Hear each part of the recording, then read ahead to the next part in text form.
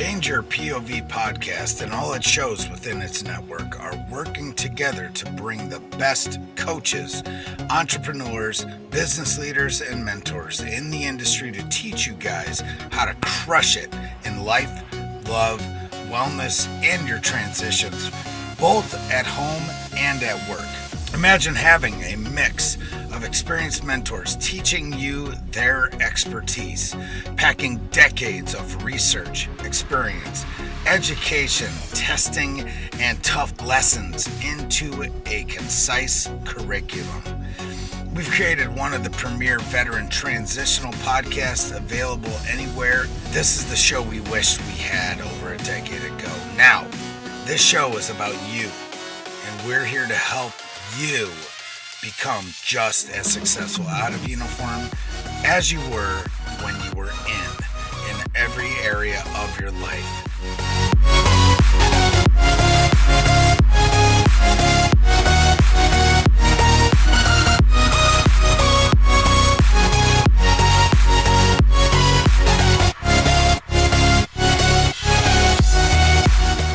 Hello, folks, and welcome to another episode. This is your host, Bennett Tanton, and today we have Stephen E. Kuhn, he's a seasoned business turnaround and startup specialist and lives in Europe now. He's an U.S. Army veteran and speaks and mentors business leaders and owners on being the catalyst for driving positive change and growth. He is an author and speaker and just does a lot of ridiculously awesome stuff. So, Stephen, welcome on the show. How are you today? Thank you so much, Bennett. I am doing fantastic, as an entrepreneur should be.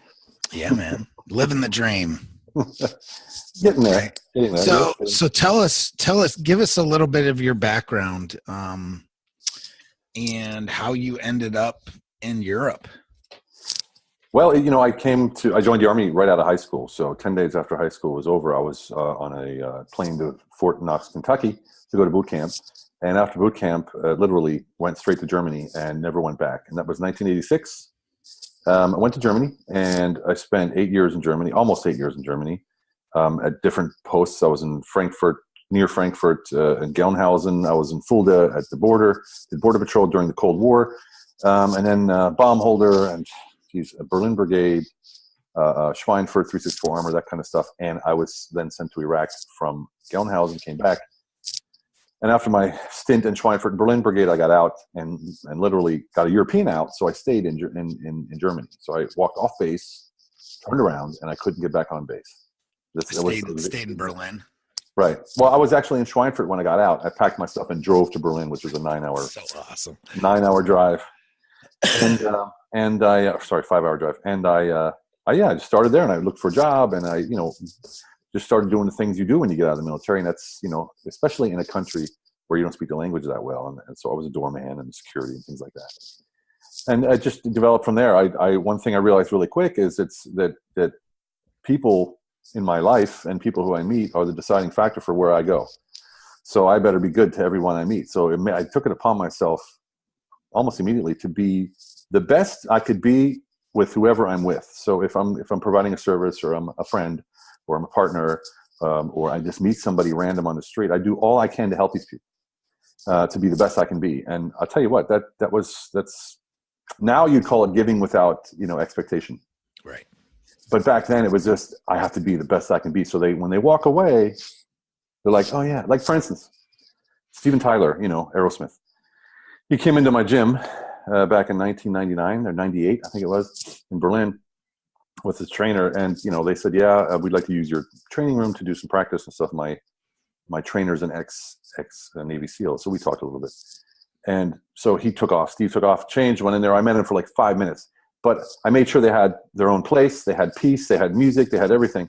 A year later, I'm walking down the street past a cafe, and there's Steven Tyler and his trainer sitting there drinking coffee. And he goes, hey, Steve. 1 year later, this guy remembered me. Right. Steven Tyler, who meets 1 million people. And that was for me, I was like, yeah, and I didn't do anything special. I just made sure that I took care of his every wish and just over accomplished or over hit his expectation. Yep. And I still do that to this day. Over deliver. That was the word I was looking for. It's hard because I speak Hungarian and German, and sometimes I just can't find the words. What do they say? Under promise and over deliver. Right. Well, I actually overpromise and then overdeliver. So I do it even harder. So double dip in there. So yeah, it's I gotta hang this up here real quick. Yeah. So that's basically how I got to the point of knowing that I needed to, to be different and to succeed in Europe. I had to be the guy that did what others didn't do, and that's how it basically ended up. So yeah, and then I started going around the countries doing all these turnarounds, and I ended up going to 9 different countries. I did, I think, 35 locations, spoke in different languages, met all kinds of cultures, met all kinds of people, and now I just have this massive network. Right. And I started in politics, and now I have politicians that I work with, and party head. There's a party head in Germany that I work with for now 13 years. I'm a co-founder of one of the organizations, the largest grassroots movement in Europe, political, organization, pressure group, and it sounds like a lot, and it sounds like this guy can't concentrate on anything, which was sort of the case in the beginning. Right. I'm the same way. I'm totally the same way. So. You're looking for that rush, right? You're looking to make a difference. You're looking to make a difference. You're looking to make a rush. So I stripped it all down in 2007, 2008 out of necessity, and then I started over again. With those things that really meant a lot to me, and I made sure that I found partners and people that I work with that do most of the heavy lifting, and I'm just a strategist, and I provide the contacts, and I do the face to faces, and that works out really well for me. Yeah, like the business development and all that type of stuff, right? Right.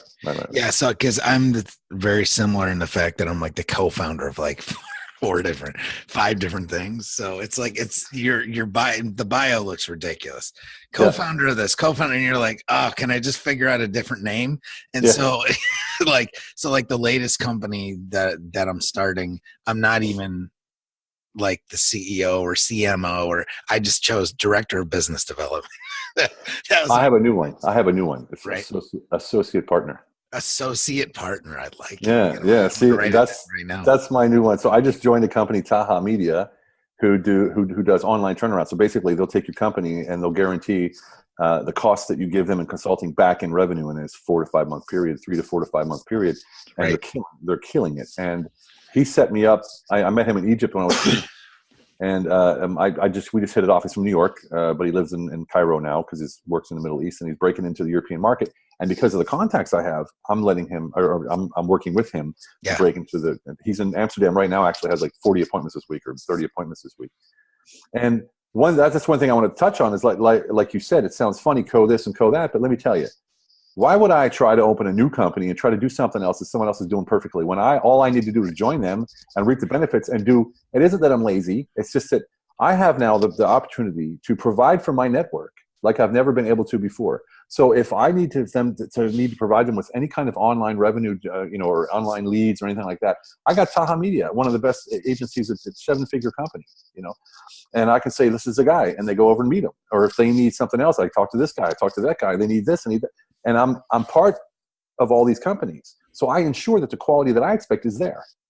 So it's win-win. Yeah, and I couldn't do it all myself anyway. So imagine if they wanted online solutions, I couldn't provide it because I'm doing on solutions, and I just outsource my own contact.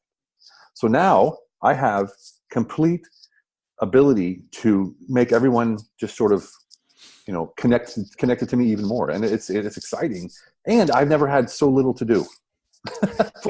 Right. Yeah. No, I understand.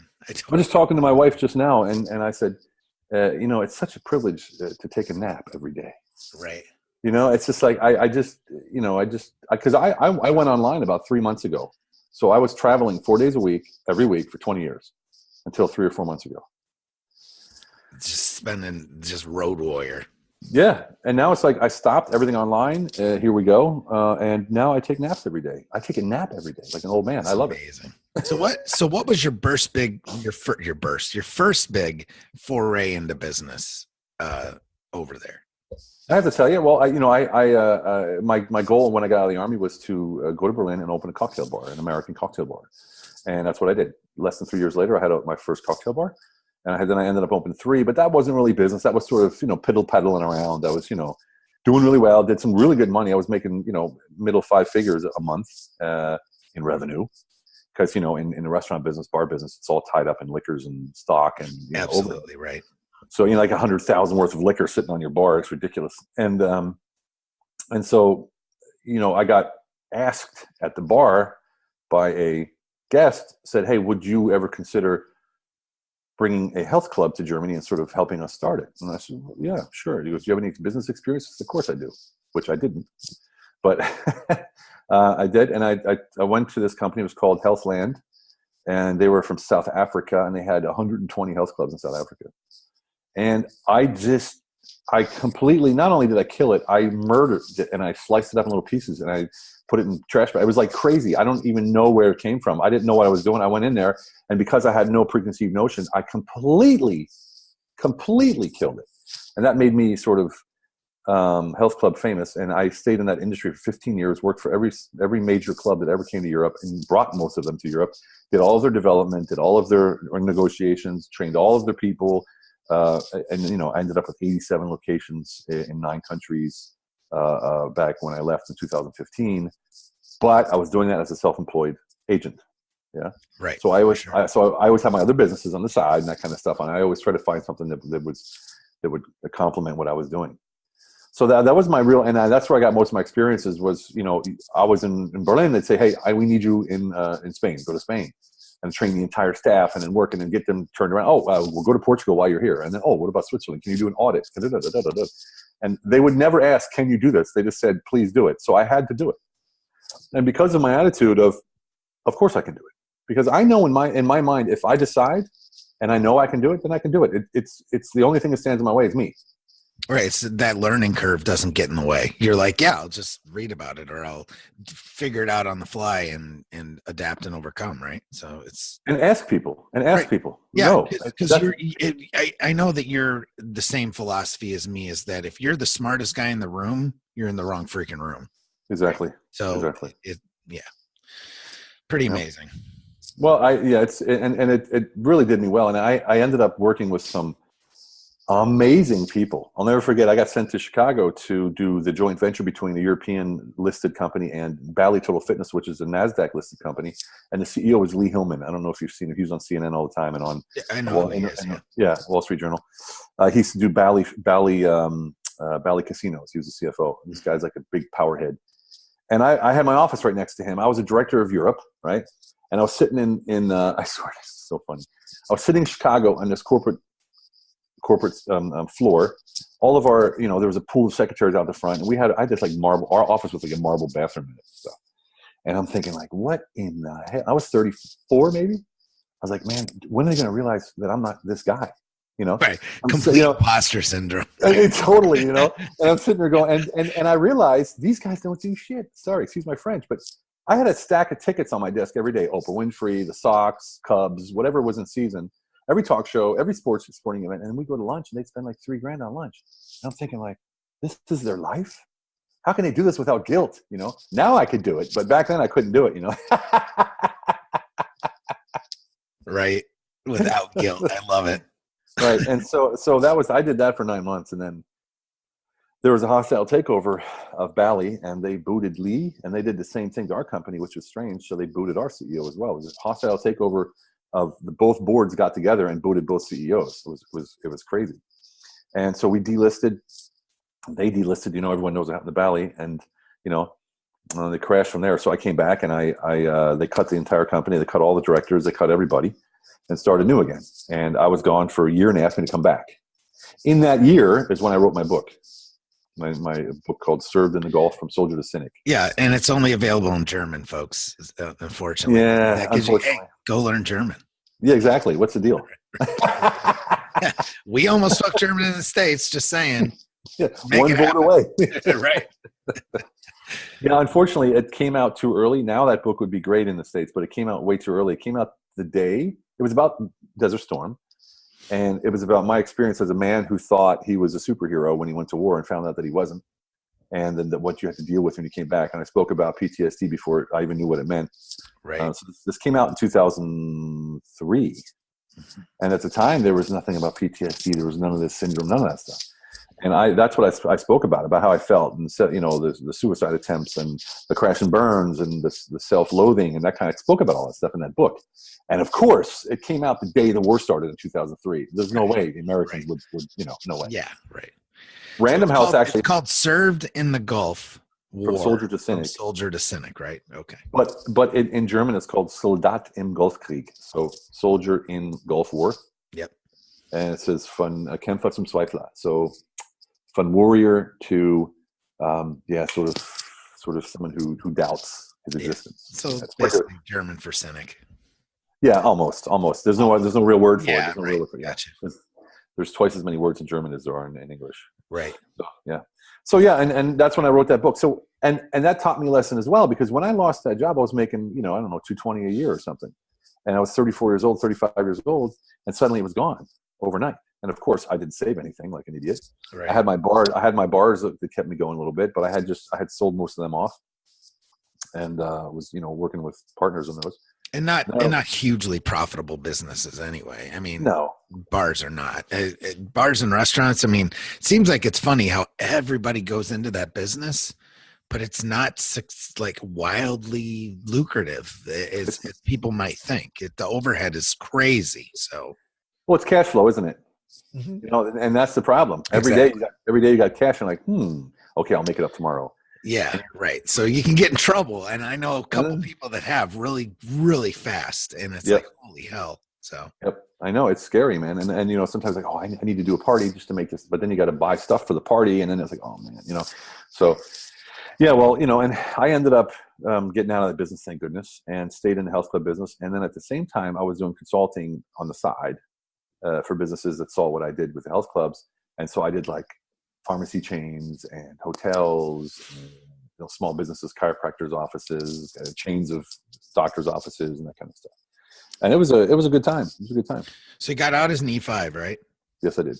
And so what in your opinion was the biggest transfer of knowledge to that helped you, that you had learned in the Army, to becoming like a successful entrepreneur? Or Yes, there was. It wasn't a book, and it wasn't a manual, and it wasn't what I learned as far as, the nuts and bolts. It was what happened to me in the military, which set me apart. And I can tell you exactly the day it happened. It was in August of 1986 in Fort Knox at the obstacle course. And I was at the wall, the slanted wall that leans at you with no rope. You have to jump over it. I couldn't get up and couldn't get over it. I couldn't do it. And, I just like, this is impossible. And the drill sergeant took me in the back of the head, threw me down in the mud, put his foot in the back of my neck, and was yelling at me and calling me all kinds of names and stuff. And I just lost it. I completely lost it. Jumped up, and with the sleight of hand, I jumped over that wall like a magic, like I had wings. Boom. Yeah. And I landed, I ran around, did it again. He's like, get your ass moving, because I did it like 3 times in a row, just like, I can't believe this happened. And from that moment on, I said to myself, it's not the body, it's the mind. Right. And that was it. Belief, for me, I've pegged the saying now over the years, and it took a while to get there, is that true belief is the absence of all doubt. So when you get to the point where you have absolutely zero doubt, there's not even a question in your mind. So it doesn't even hit you that says, oh man, I wonder if I can do this, because it doesn't exist for me. Yeah. So if I take something on, I do it. It's all there. It's easy. I do it. It's just not like, oh, I might or I might not, or maybe. I do it. Period. And then if there's failure in there, how do you deal with that? It's just kind of like recalibrate and go at it again. Yeah, or readjust and move on. Yeah, I mean, it's exactly. Like I don't ever see it's funny, because when you have that attitude, even the people who you work for don't see your failures as failures, because they see them as learning, right? Yeah, and I'll never forget it. The CEO of this company is like, even when you didn't reach the targets that you said you were going to reach, it was like it didn't change anything. You were still at the highest level. Yeah. And he said that's it's not only for yourself, it's for everybody around you, because that what you have, that lack of doubt spreads. It's like a good virus, I guess you could say.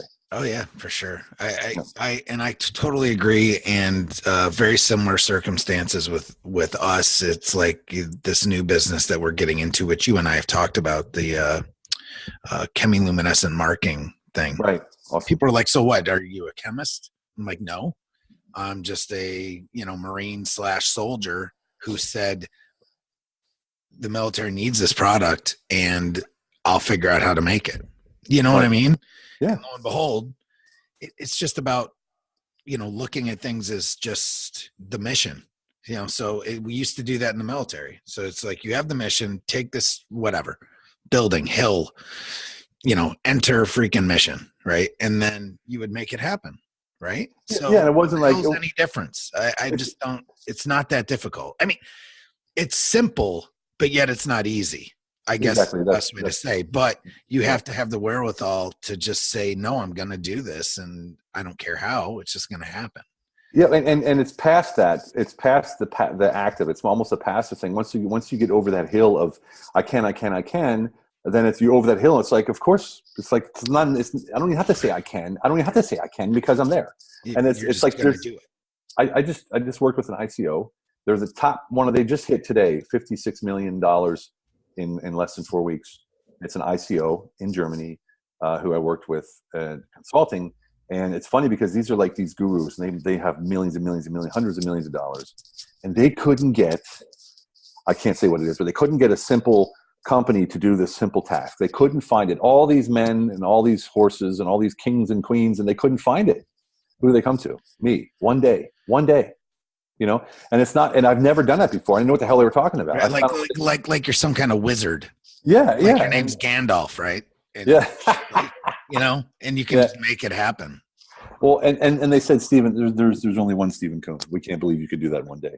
And I was like, man, you guys, I just feel sorry for you guys almost sometimes because they're missing the whole, they're rich and they have money and they make things happen, but they're missing a whole level of consciousness. It's gone. It doesn't even exist for them. Right.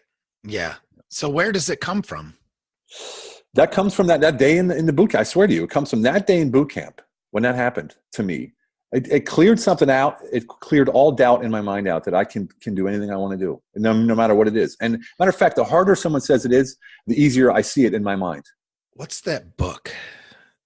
Oh man, I think it's called "The Obstacle Is the Way," and I can't remember the author's name. Holiday. But yeah, it's called "The Obstacle Is the Way," and it's very much of what you're talking about. Gosh, wow! Ryan Holiday, I think, is the guy. He also did Ego is Your Enemy or something like that too. It's something Holiday, but check it out. Yeah, we'll check it out. Very similar to "The Obstacle Is the Way," and actually kind of makes a lot of sense, right? Yeah, I was on the obstacle course, so it really makes sense. Plus, I mean, it's usually the road less traveled, right? Is the hard way or the actual way that works. Usually everyone they always want a life hack or do some kind of around when if they would just leap over that wall, they would get it done in half the time, right? Not only that, but a lot of people get over that wall and that's good enough for them, right? They have an other obstacle. I was just fortunate that it was a physical obstacle. Right. You have these guys that are super sportsmen, and for them that was nothing. They have other obstacles that they have to deal with, and maybe a psychological obstacle is much harder to deal with than a physical obstacle. But for me, it was all one. So right. Yeah. So you lucked out. You lucked out, right? I got lucky, man. That's the secret to my success. No, but it's these. A lot of people, they get over that wall barely, but they're like, it's fine. That's all I need to do is get over it. So they miss that opportunity to go, you know what? I should be able to fly over that wall. Or maybe I can get it better next time. No, it's enough. Or they have that job where they're making, just under, 50 grand a year. And they're like, okay, that's not bad. Look at everybody else. They're making this. No, you know what I mean? It's like, I don't deal like that. I compare it with only me and nobody else. It's like, what do they say? The most addictive things in the world are drugs and a steady salary. Yeah, you're right. Never heard that, but you're exactly right. Yeah. I heard that quote the other day. I don't remember who it was from, but that's security. That's the security feeling. That's security. So it's that, and that's what they mean, obviously, is a steady paycheck. So it is. Having lived in Germany for so long, I'm now in Budapest. I still have my office in Berlin, but that's their addiction. The German addiction is security. They will not. They're self-employed. You're self-employed. How can you live like that? How can you? There's no security. Yeah. Right.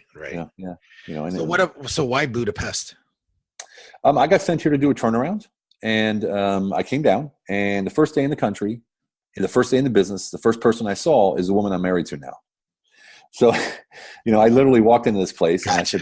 and I said, wow, look at this woman. Look at this woman. And everyone said, Steve, she's 21 years old. You're 42. Chill out. But I didn't chill out. Chill out, dirty old man. Yeah, I didn't chill out. And she ended up being much more mature than I was. So, which wasn't hard to beat. Yeah, I know. Yeah. We lose something when we go in the military. It's like 8 years of emotional intelligence that's just lost. Yeah, like you stop, right when you get out. You're like 28. That's it. So, yeah. So now we have 2 kids and married, and it's been 8 years. Actually, it was 8 years. 2 days ago, it was 8 years that we started dating, and it's incredible. I've never, of course, look, I had the opportunity to learn from my first marriage, and I really learned from my first marriage. And after my first marriage, and after I lost that position with Biological Fitness and Homes Place, and after I wrote my book, I had a crash and burn session where I literally burned out, was homeless. I went to a monastery, realigned myself, recalibrated, and I said, I'm never going to make these mistakes again, period. Yeah. And okay, you have these episodes. My wife calls me crazy sometimes because you have these like flashbacks, and she's like, what is that? Who is that guy? What do you, stop it, and you're talking to yourself going, well, you can't push it down. You have to deal with it. So I go. And for instance, I went to Peru because I had some problems, and I went to Peru, and I spent 12 days there and doing some ayahuasca in San Pedro. Nice. And Iboga, which I'll never do again. We talked about that the last time we talked. Yeah, exactly. Iboga is serious. Seriously scary. And that realigned me again for another year or two. Now I got my buddy coming in from Mexico in the next couple of weeks. We're going to do some ayahuasca here in Budapest. So tell me the difference real quick between ayahuasca and San Pedro. Ayahuasca is the feminine energy. That's the night energy. So at night, it's the mother plant of the Amazon, and you take it at nighttime, and it brings you in touch with the feminine energy. So it's more dreamy and sort of holistic and that kind of thing. San Pedro is a cactus, and that's the masculine energy, and that grounds you like nothing you've ever felt as a man before. When you talk about humble masculinity, that's San Pedro. San Pedro brings you to a point where you're a man. You don't have to act like a man, push it. You don't have to go out there and wear a lumberjack and swing a sword and that kind of stuff. You just are.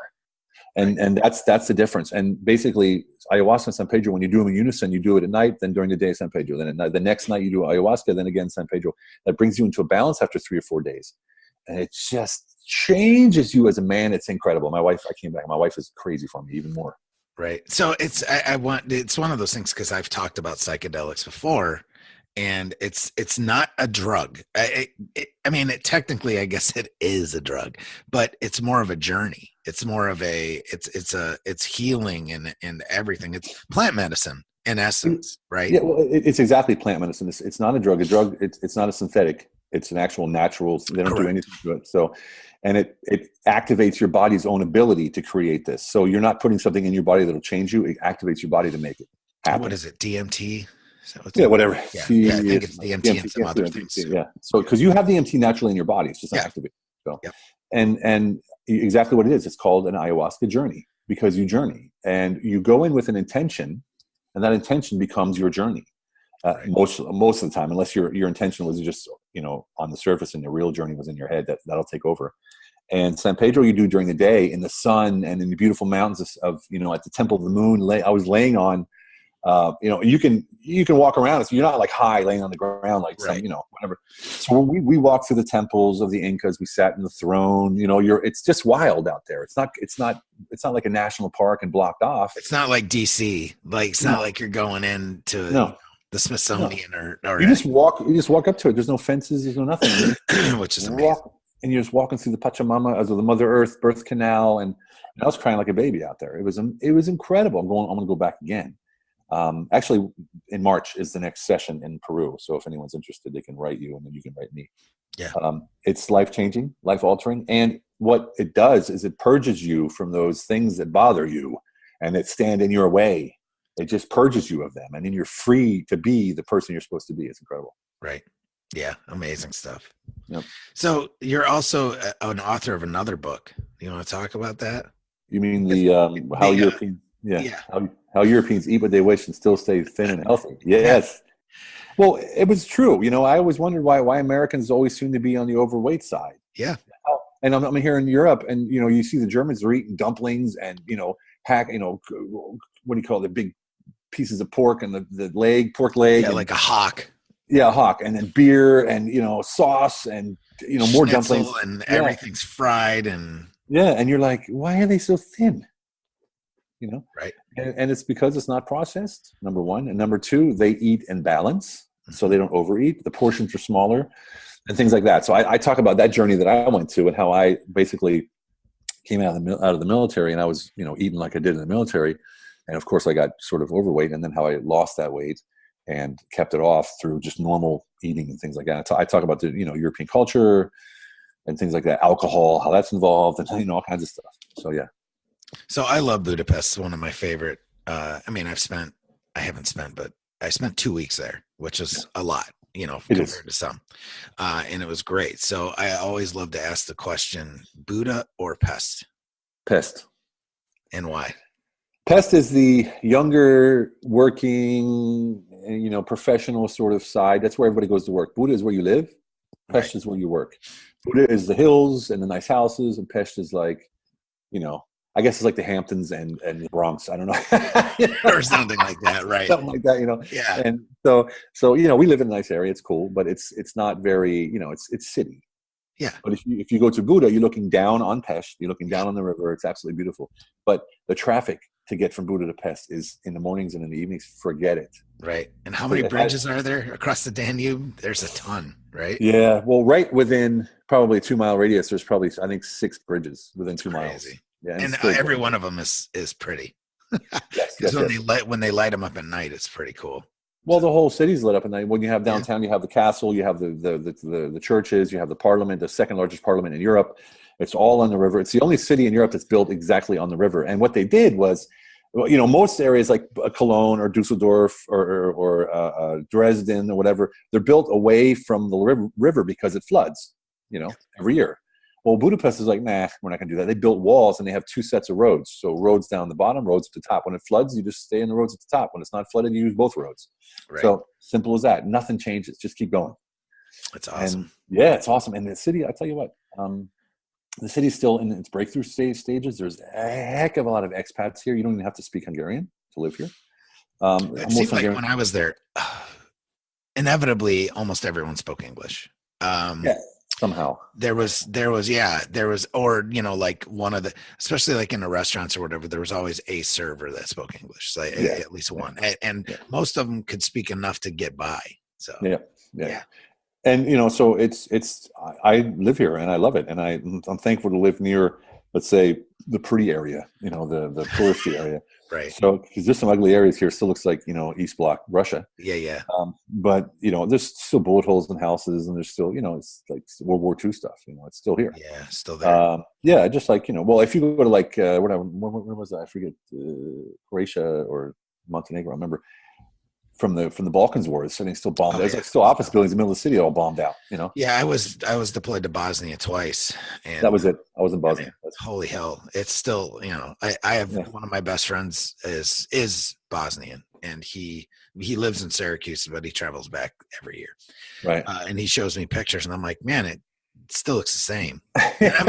I mean, you go to Sarajevo or Tuzla or something, it's different. Like you can tell there's but some of the smaller villages and stuff, a lot of times the second stories of their house are like still bombed out. They live downstairs or whatever.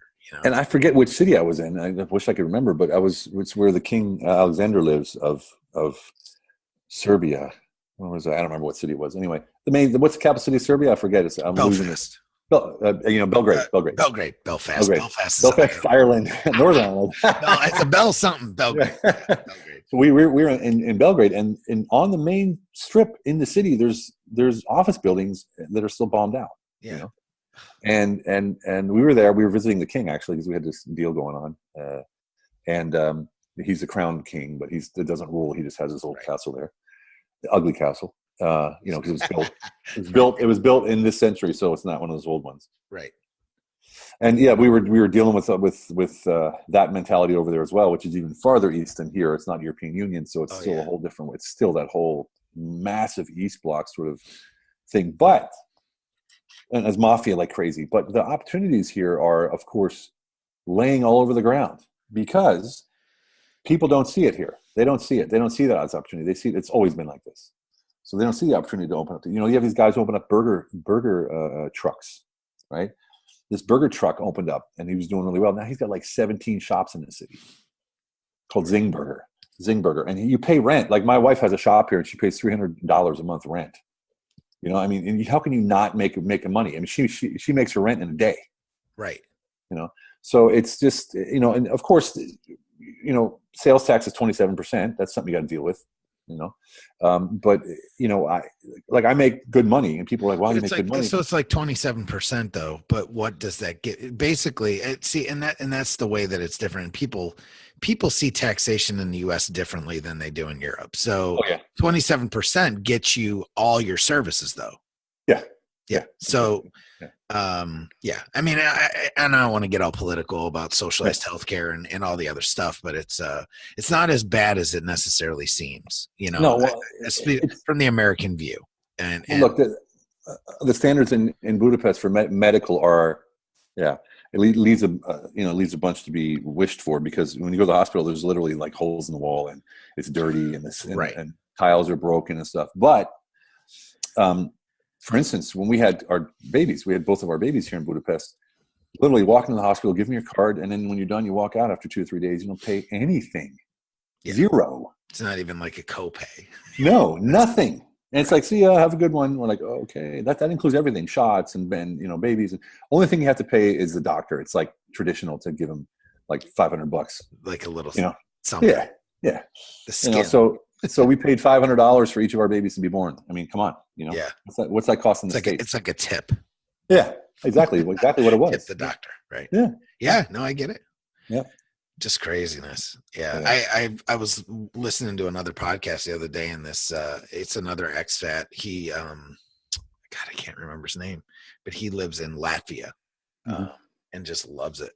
Like his whole family's there, everything. They all moved from North Carolina to Latvia. Bizarrest thing ever, but he loves it, and his kids love it. The schools, everything was ridiculous. So I guess there's merit to it, to all of it. Well, there's here in Budapest, there's a guy who has a cafe here, really, really successful cafe right outside the U.S. Embassy. He's an ex-Marine. Then we have a special forces guy, actually 3 special forces guy here that are really successful. Then you have an Army Ranger that works for an IT company here. I mean, they're here, it's and they love it. Right. Yeah. I know I did. So yeah. I could see it, if my life had turned out differently, I could totally see it. No ifs, ands, or buts. Well, I always say it, and we talk ourselves into saying, yeah, we're happy and stuff like that, and we're good. But if there's anything that's inside of you saying, I want to do something, you'd be surprised what the wife and families would say and what kind of resources you can pull together when you say, you know what, I'm going to do this. I've ended one part of my life and started over from zero 3 times. Right. And it was the most rewarding thing I've ever done. And it's just incredible, because you can always, and that's basically one of the reasons I joined the Army. And one of the reasons I got out of the Army was because I knew that I'm going to a new place where I could be who I wanted to be and not who I turned out to be. I don't know if that makes sense, but for instance, in high school, you're like the chubby kid, or you're the whatever. And then you can't get away from that. If you stay at home, everyone remembers you.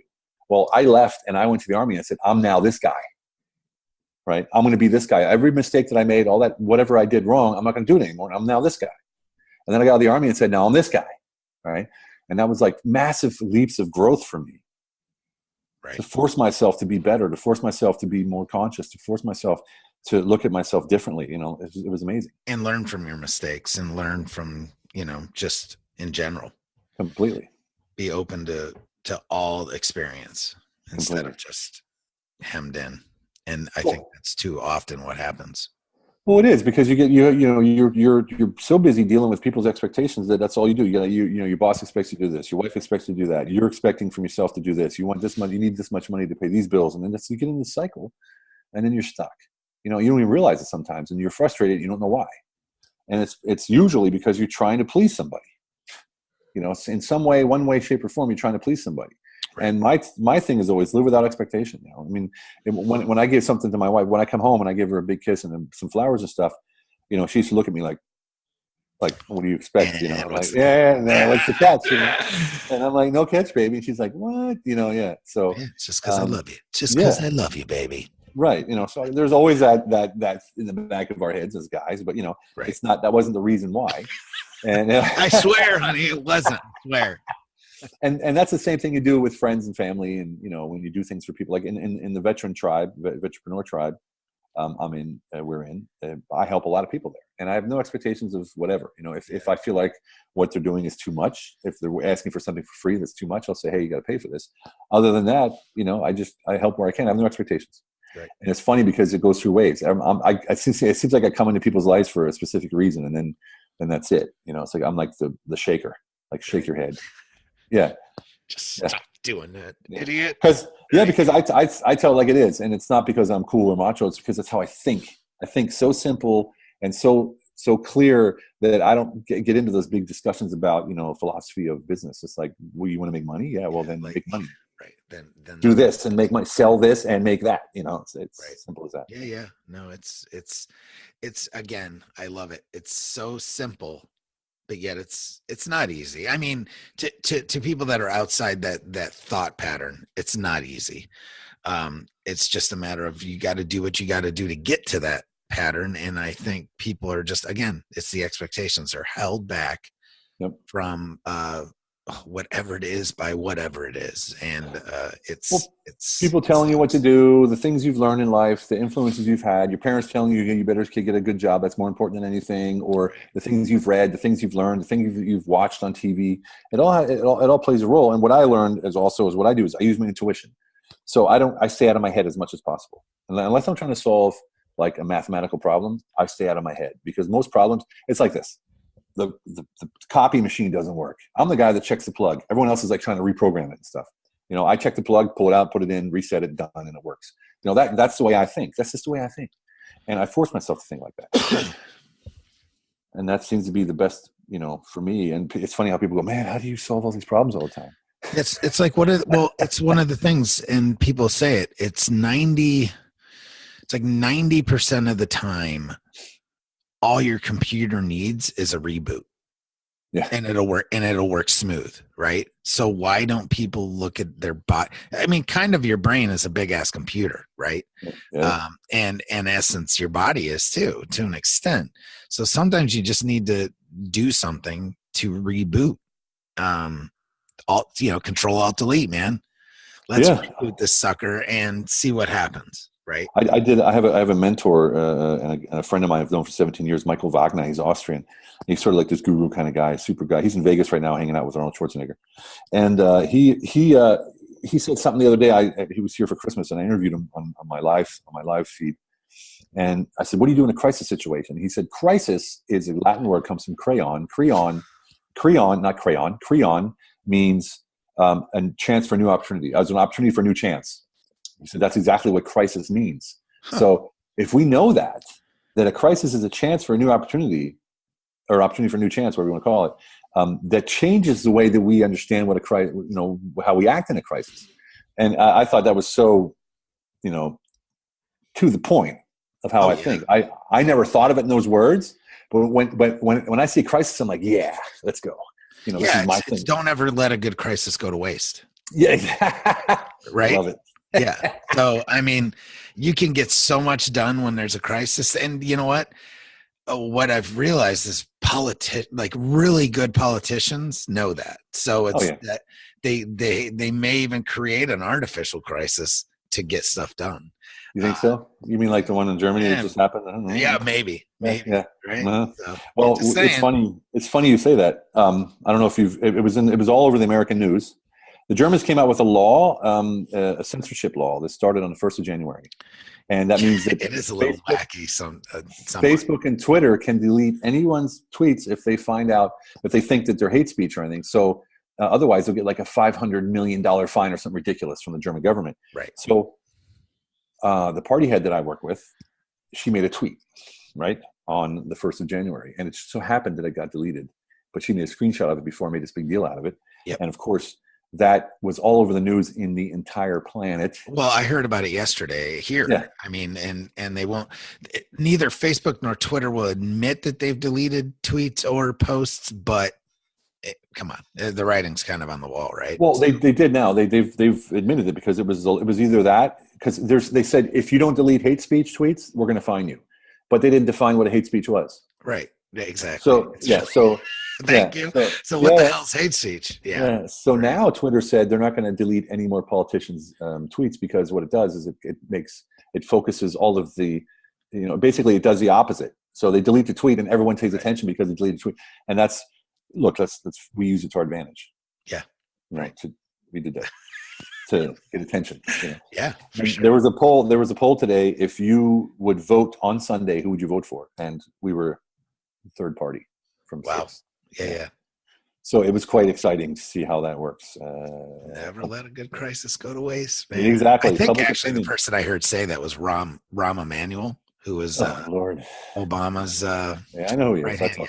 Yeah. I So, had a Skype call with him once. pretty sure that's who said that. That's who I heard say that. But and it makes sense that he would say that, but he probably didn't mean it. He didn't mean it in a good way. he didn't mean it in a very nice way, probably. But you never know, I guess. So he's still the mayor. He's still the mayor of Chicago, right? yeah, for sure. Yeah. Oh, yeah. My dad lives right outside Chicago, and it's wow, man. wow. Outside the wall. Yeah. Wow is all I have to say. When I think of Chicago now, when I lived in Chicago back in those days when I was working at Valley, when I think of Chicago now, I think of like Escape from New York City, like the Snake, that old movie. Snake that's Plissken.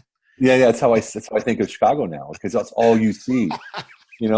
41 murders right. yesterday. Right. What? You know what's kind of crazy though is I was looking at like murder capital, like I was looking at real numbers, and I couldn't believe South America.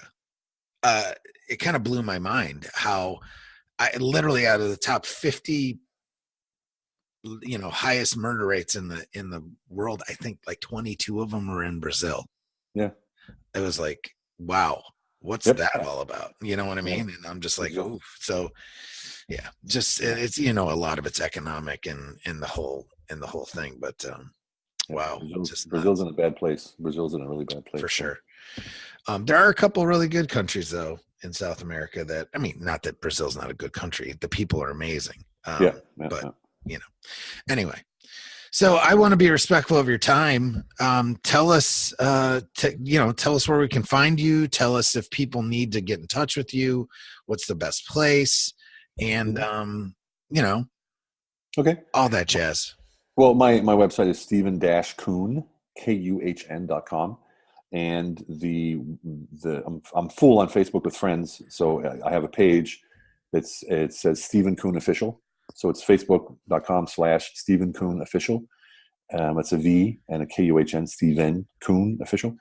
And I have a Facebook group, it's called Stephen Kuhn's Immediate Impact. And it's a business group, meaning that if you own a business and you have problems, you go in this group and you post your problem, and within, a short period of time, everyone in that group pounces on that problem and only suggests solutions that have immediate impact. No theory, no, this would be nice if, or why don't you go out and get an IT consultant? No, this is like, what's going to work right now? Right. What's going to work right now? And it's proven to be quite interesting. Sometimes it's slow, and sometimes when people have problems, it's amazing that, there was a guy in there, a veteran, who had a problem with his company. He's quite doing like $500,000 a year in revenue from his living room, and he wasn't making any money, and he didn't know why, and he couldn't figure it out. So there was an accountant, a CPA, that would also join the group, and they did a live Zoom session in the group and solved that problem in 30 minutes. It was a 2-year problem. Wow. And so solved it in 30 minutes in that group. And that's just sort of really cool stuff indeed. So any last words? No, I really appreciate you having me on. It's really awesome. It's always an honor for me to be in touch with the world from over here. And specifically, especially with the veterans, I feel more and more attached again. There was years and years and years I didn't have any contact at all with veterans because I was overseas. And it feels really good to be back in that group again. I missed you guys. Yeah, man, for sure. Yeah. Anytime. So anytime you want, or you got anything new going on, just reach out. Let me know. We'll get you on. And I sure will. I'll let you know when the Gentleman in Sports begins, that professional soccer player training. Oh, yeah. Yeah, we talked about that last time. So, yeah, give us a quick overview of that real fast. Yes, this is basically the problem with new soccer players. Like they come out of school or college or whatever, and they go into the soccer world and they make $1 million, $2 million, $3 million, and they're not taught anything. They just go play, and when they're off, they blow their money, they get into trouble, they get in drugs or alcohol. They don't pay their taxes, and then they end up not being able to focus on the field, and they lose that chance at their career. So what we do is we have a consultancy company where we do a luxury boot camp weekend with these players. And we teach them everything about taxes. We have a tax advisor, an investment advisor, a branding advisor, and a focus and repetition hypnotist coach. The same principle that Michael Jordan or Arnold Schwarzenegger used to win. And then there's a retainer of a certain amount a month where we then take care of the problems month for month. And of course, the agents love this because a soccer agent has anywhere from 10 to 100 players, and they can't deal with them all. So it's a highly lucrative, highly lucrative. And it's a way that we can actually help the industry have sort of a cleaner image and help these guys become their own brand. Yeah. So it's a real public service, it's I mean, not public service, but like a service to the industry. Especially, yes. And good things going on there, indeed. Adding value to that industry big time. So yes, indeed. It's awesome. All right. So, all right. Yeah. Anytime. So whenever you're up and running, let me know and we'll have you back on to talk about it and all that fun stuff, Love it. It's always a pleasure, man. And most definitely. Thank you so much. No, I appreciate everything that you're doing for us. Yeah. So thank you, my man. All right, brother. Good luck with the podcast. I'm always listening. So always. Yeah. All right, man. Hi, brother. All right. Take care. Take care. You too. All right.